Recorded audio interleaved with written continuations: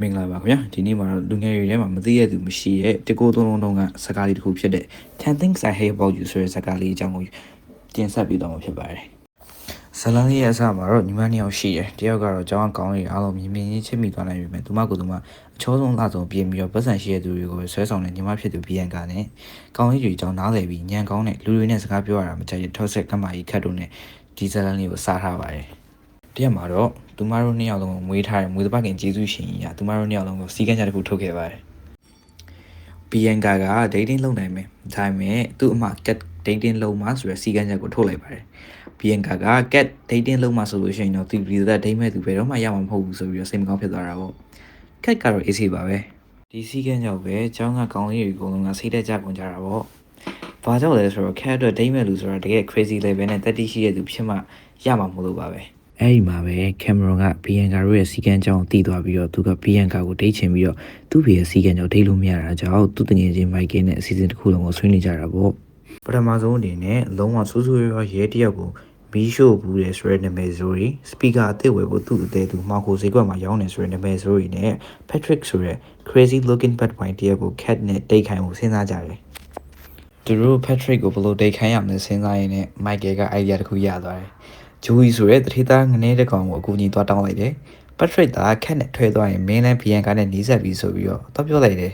။အဲ့ဒါနဲ့ပဲဂျိုဝီကပတ်ထရစ်ကိုဒေါ်လာ100နဲ့တွားညှိပြီးတော့ခက်နဲ့တိတ်ဖို့တွားပြီးပေးယူလုပ်တယ်။ပတ်ထရစ်ကလည်းလက်ခံပြီးခက်ကိုတိတ်ဖို့စပြီးတော့ပြောလိုက်တဲ့အချိန်မှာခက်ကနိုးဆိုပြီးချက်ချင်းညင်းလိုက်တယ်။လုံးဝဒဲကြီး brother တို့ crash က brother တို့ညင်းလို့ဒဲကိုညင်းလိုက်တာ။ဒါပေမဲ့ Patrick ကထွက်မပြေးပဲခက်ရဲ့အနားမှာပဲနေပြီးတော့ပိုပြီးနှီးစပ်ဖို့ကြိုးစားပါတော့တယ်။ Patrick ကဘလို့ပဲကြိုးစား cat ကတော့ brother တို့ရဲ့ crash လို့ပဲအဖက်တော်မလုပ်ပါဘူး။ဒါပေမဲ့ Patrick မှာစစ်ကူတွေရှိနေပါတယ်။စစ်ကူတွေကတော့ Cameron နဲ့ Michael ပဲဖြစ်ပါတယ်။ Cameron က Bianca နဲ့အတူ cat ရဲ့အခန်းထဲကိုခိုးဝင်ပြီး cat ရဲ့စိတ်ဝင်စားနိုင်မယ့်အရာတွေ cat ကသူကြိုက်တဲ့ T1 အဖွဲ့ကိုသွားမယ်ဆိုတဲ့သတင်းကိုရလာပြီးတော့ Michael နဲ့အတူ Patrick ကိုပြန်ပြောပြကြတာပေါ့။ဒီလိုနဲ့ Patrick က cat ကြိုက်တဲ့ T1 ပွဲတွေကိုလည်းသွားတယ်။ cat မကြိုက်တဲ့စိတ်လေးတွေကိုလည်းဖျက်လိုက်ပြီးတော့အမတ်တွေယူနေခဲ့တာပေါ့။အဲ့ဒီ T1 ပွဲမှာပဲ Patrick က cat ကိုတောက်ကြနေပါတီတက်ဖို့ဆိုအတင်းဖိတ်သွားပါတယ်။ဒီလိုနဲ့တောက်ကြနေရောက်တော့သူညမဘီယန်ကာက cat ကိုပါတီတက်ဖို့ပူစာပါတော့တယ်။ဒီလိုနဲ့ cat လည်းပါတီတက်ဖို့သဘောတူလိုက်ပါတယ်။ဒီလိုနဲ့ပါတီရောက်တော့ဘီယန်ကာကဂျိုဝီနဲ့ကောက်ပါသွားပါတော့တယ်။ဒီပွဲမှာကျန်ရင်လူဖြစ်ခဲ့တာကတော့ Cameron ပါပဲ။ဘီယန်ကာအပြင်ထွက်လို့ရအောင်သူအမျိုးမျိုးကူညီခဲ့ပေမဲ့တကယ်တမ်းမှာဘီယန်ကာက Rich Kelly နဲ့တွေ့ရဖို့တသက်သူ့ကိုအသုံးချခဲ့မှသိခဲ့ရပါတယ်။ဒါပေမဲ့ဂျိုဝီကဘီယန်ကာထင်သလိုမဟုတ်ပဲသူ့ကိုယ်သူ main character လို့ထင်နေတဲ့ငနေတစ်ကောင်ဖြစ်နေမှသိလိုက်ရပါတယ်။တစ်ဖက်မှာ okay ဆိုပြနေတာကတော့ခတ်တို့အတွက်ပဲဖြစ်ပါတယ်။ Patrick က cat ကိုအိမ်ပြန်ပို့တဲ့အခါမှာခတ်က Patrick ကိုနှမ်းမှုလုပ်ပါတော့တယ်။ဒါပေမဲ့ Patrick ကသူ့ကိုယ်သူမလုံတဲ့စိတ်ကြောင့်လှည့်ထွက်သွားခဲ့ပါတယ်။အဲ့ဒါကို cat ကရှက်ပြီးတော့စိတ်ဆိုးသွားခဲ့ပါတယ်။တစ်ဖက်မှာအိမ်ပြန်မှုအဖော်မဲ့သွားတဲ့ဘီယန်ကာက Cameron ကိုအိမ်ပြန်လိုက်ဖို့ကိုညီတောင်းရပြန်มาတော့တယ်။ဒါနဲ့ပဲအိမ်ပြန်ရောက်တော့ကားပေါ်မှာ Cameron ကသူ့ကိုအတုံးချသွားလို့ခံပြင်းချောင်းကိုပြောပြလိုက်ပါတယ်။ဘီယန်ကာကအဲ့ဒီမှာပဲသူ့ကိုဆွဲနှမ်းလိုက်ပါတယ်။ဒီလိုနဲ့ Cameron နဲ့လည်းပြန်ဆင်ပြေသွားတာပေါ့။ Patrick ကတော့ cat ကိုစိတ်ဆိုးသွားလို့ပြန်ချုပ်ဖို့ခေါင်းပူနေရပါပြီ။ဒီလိုနဲ့ Patrick ကကျောင်းကဘင်းကြီးအဖွဲ့ကိုအပိုင်ပေါင်းပြီး cat ကို Can't take my eyes off you ဆိုတဲ့တခြင်းလေးနဲ့တကြောင်လုံးအရှိမချော့လိုက်တာပေါ့။ဒါနဲ့ပဲတမနက်လုံးမျက်နှာမကောင်းဖြစ်နေတဲ့ cat လည်းပြန်ပြီးတော့ပြုံးပြော်ရွှင်ပြီးစိတ်ဆိုးပြေသွားပါတော့တယ်။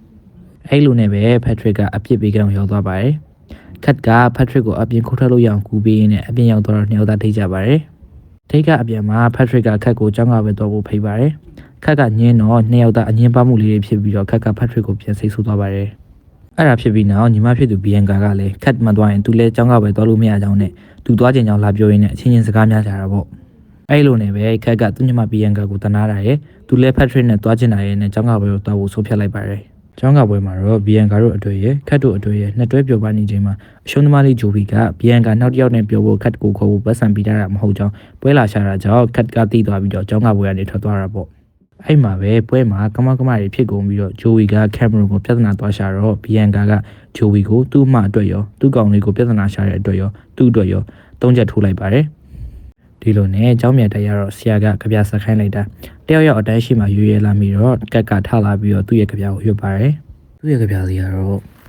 ့နေငေါ့ကိုစကားပြောတဲ့ပုံစံကိုလည်းမုန်းတယ်။နှင်းစပင်ပုံစံကိုလည်းမုန်းတယ်။ငါကောက်ကိုမောင်းတဲ့ပုံစံကိုလည်းမုန်းတယ်။ငါ့ကိုစိုက်ကြည့်ရင်လည်းမုန်းတယ်။နှင်းရဲ့ပုတ်ဖက်ကြီးကိုလည်းမုန်းတယ်။ငါစိတ်ကိုဖတ်နေတာကိုလည်းမုန်းတယ် ငါနင့်ကိုမုန်းလို့ကြပြားရောက်ဆက်နေမိတယ်နင်အမြဲမှန်နေတာကိုလည်းမုန်းတယ်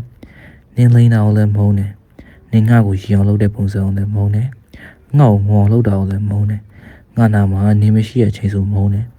ငါ့ကိုဖုန်းလေးတော့မခေါ်တာကိုလည်းမုန်းတယ်ဒါပေမဲ့သူတို့နင့်ကိုမုန်းသလိုငါနင့်ကိုမုန်းတာမဟုတ်ပါဘူး